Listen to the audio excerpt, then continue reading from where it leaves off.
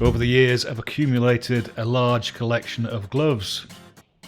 These are the ones I've been using over the last year.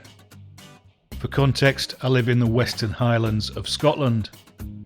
In the coastal zone, it rains for more than 190 days a year, but where I'm based in the mountains, it can rain for up to 250 days a year. It is colder and there's more wind than in the rest of the UK. I have a Dutch-Belgian Shepherd Cross who energetically demands to play tug with sticks for 50% of every walk. My gloves need to deal with all of the above, plus cutting logs and working in the garden. So in no particular order, here's my subjective assessment of each of them in turn. You have probably seen these cycling gloves advertised on social media or YouTube.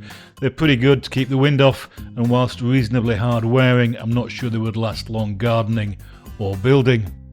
The zip makes them a snug fit, which is great for dexterity.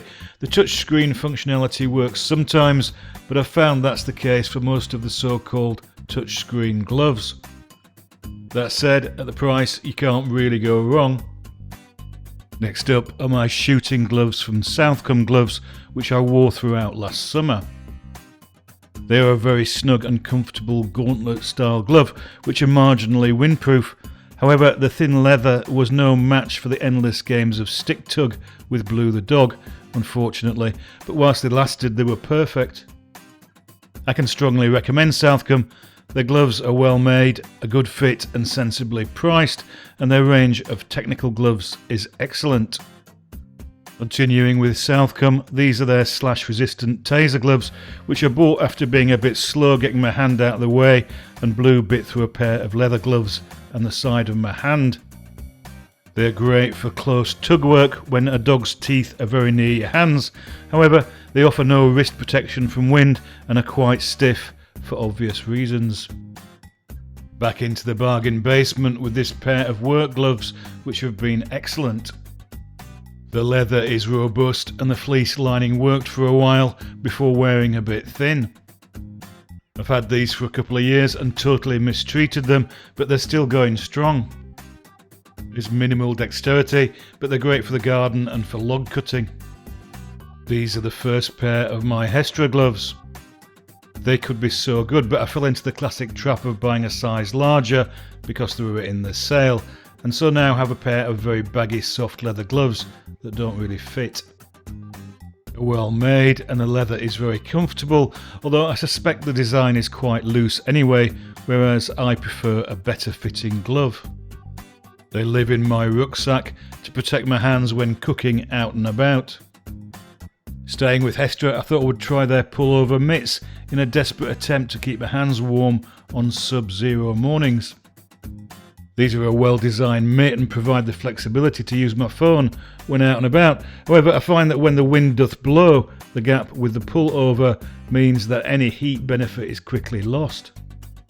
That said, I might try full mitts in the future and do without my phone camera, regardless of the view. Next up are Dents Daniel gloves, which are a joy to wear, albeit slightly baggy in the just a bit short fingers to be perfect for me. Designed by Dents for Daniel Craig's role as 007 in Skyfall, some of which was filmed just up the road from me in Glen Etive.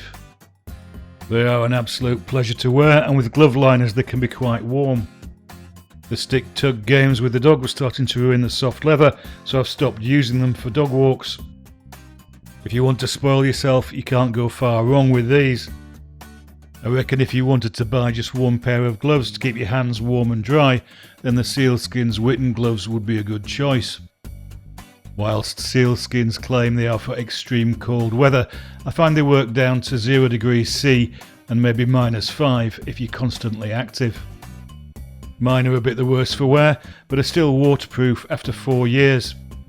However, if you're not in the market to pay 50 galactic credits for a pair of warm dry gloves and are happy to make a different kind of fashion statement when walking out, then the Proganda thermal lined waterproof work gloves are an excellent choice in my opinion.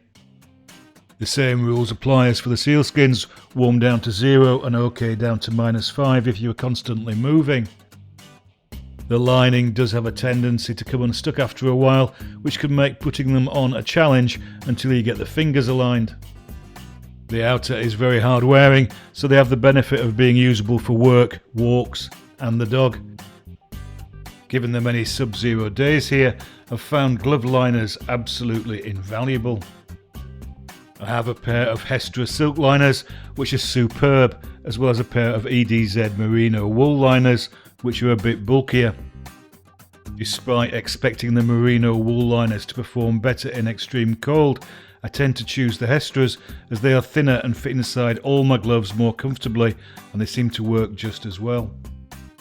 Underneath the lined Proganda and Sealskin gloves, my hands stay warm even when it's dropping below -5 degrees C. They also work under standard work gloves for those colder days in the garden without the loss of too much dexterity. It's all good.